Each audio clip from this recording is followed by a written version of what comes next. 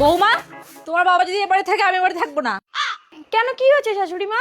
তা মানুষ কুটুম বাড়ি আসলে কদিন থাকে? একদিন, দুদিন, 3 দিন, 10 দিন। তা তোমার বাবা আজ 2 মাস ধরে বাড়িতে আছে, যাওয়ার নাম ধরে না। ওই দেখো, তা আমি আমার মেয়ের বাড়িতে আমি থাকতে পারবো না? আমার বউ মারা গেছে, আমার ছেলে নেই, আমাকে কে খেতে দেবে? অবশ্যই থাকতে পারেন। গ্রামের মানুষ তো আমাকে খারাপ বলছে, তাই না? গ্রামের মানুষ তো আমাকেও খারাপ বলছে, লোকজন বলছে আমার সাথে নাকি আপনার লাইন আছে। বৌমা, তোমার বাবাকে এক্ষুনি এখান থেকে দূর করো। আমার বাবা যাবে না। ঠিক আছে, তাহলে আমি এখান থেকে চলে যাচ্ছি। দাঁড়াও মা, আমার বাড়ি থেকে আমার মা বেরিয়ে যাবে আর তোমার বাবা থাকবে? তোমার বাড়ি মানে? এ বাড়িতে তোমার যতটা অধিকার আছে আমারও ততটা অধিকার আছে। এ বাড়িতে তোমার মা থাকতে পারলে আমার বাবাও থাকতে পারবে। কেন, তোমার বাবার কি কোনো বাড়ি নেই নাকি?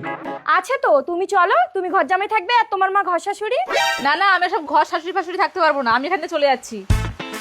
দাঁড়াও মা, দাঁড়াও দাঁড়াও, আমি পুলিশ এনে নাকি ঘর থেকে বের করছি, তুমি দাঁড়াও। হ্যাঁ হ্যাঁ, যাও যাও, উঠে এসো বাবা। দেখেন বেয়ান, পুলিশ এসে আমাকে যদি এই ঘর থেকে বের করে, আমিও কিন্তু সারা দুনিয়ার মানুষের কাছে প্রচার করে দেবো আপনার সাথে আমার লাইন আছে। এই বেটা বুড়ো, তুই জামাইয়ের বাড়ি দখল করে বলছিস? ঠিক আছে, আমার বেয়ান যদি বলে আমি চলে যাবো।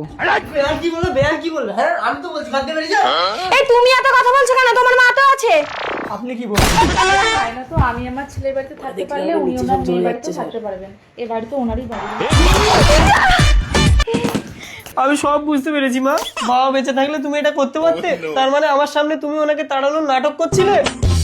এটা অবৈধ। ঠিক আছে, তাহলে আমি বেয়ানকে বিয়ে করে নিচ্ছি।